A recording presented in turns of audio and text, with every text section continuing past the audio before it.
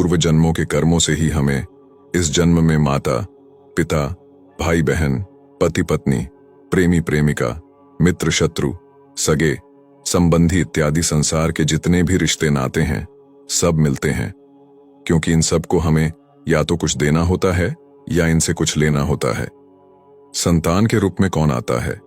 वैसे ही संतान के रूप में हमारा कोई पूर्व जन्म का संबंधी ही आकर जन्म लेता है, जिसे शास्त्रों में 4 प्रकार से बताया गया है।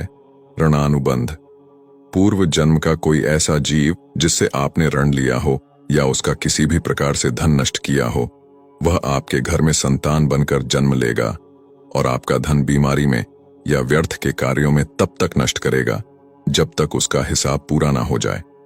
शत्रुपुत्र, पूर्व जन्म का कोई दुश्मन आपसे बदला लेने के लिए आपके घर में संतान बनकर आएगा और बड़ा होने पर माता पिता से मारपीट, झगड़ा या उन्हें सारी जिंदगी किसी भी प्रकार से सताता ही रहेगा। हमेशा कड़वा बोलकर उनकी बेइज्जती करेगा व उन्हें दुखी रखकर खुश होगा। उदासीन पुत्र, इस प्रकार की संतान न तो माता पिता की सेवा करती है और ना ही कोई सुख देती है, बस उनको उनके हाल पर मरने के लिए छोड़ देती है। विवाह होने पर यह माता पिता से अलग हो जाते हैं। सेवक पुत्र, पूर्व जन्म में यदि आपने किसी की खूब सेवा की है तो वह अपनी की हुई सेवा का आरण उतारने के लिए आपका पुत्र या पुत्री बनकर आता है और आपकी सेवा करता है। जो बोया है वही तो काटोगे। अपने माँ बाप की सेवा की है तो ही आपकी संतान वृद्धावस्था में आपकी सेवा करेगी, वरना कोई पानी पिलाने वाला भी पास नहीं होगा। आप ये ना समझें कि ये सब बातें केवल मनुष्य पर ही लागू होती हैं।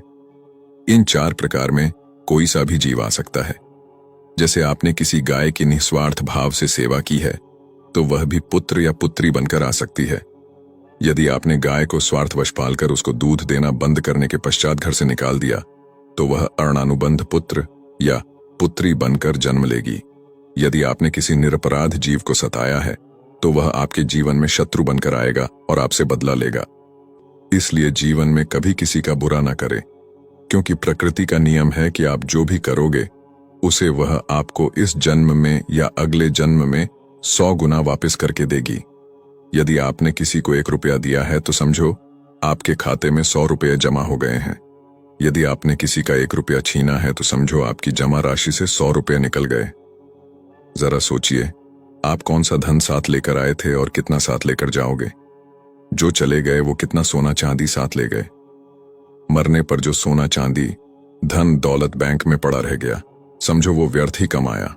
औलाद अगर अच्छी और लायक है तो उसके लिए कुछ भी छोड़कर जाने की जरूरत नहीं है, स्वयं ही सक्षम हो जाएगी आजीविका के लिए। और औलाद अगर नालायक है तो उसके लिए जितना मर्जी धन छोड़कर जाओ, वह चंद दिनों में सब बर्बाद करके ही चैन लेगी। मैं, मेरा, तेरा और सारा धन यहीं का यहीं धरा रह जाएगा, कुछ भी साथ नहीं जाएगा। साथ यदि कुछ जाएगा भी तो सिर्फ नेकियां ही साथ जाएंगी। इसलिए जितना हो सके नेकी करो, सत्कर्म करो।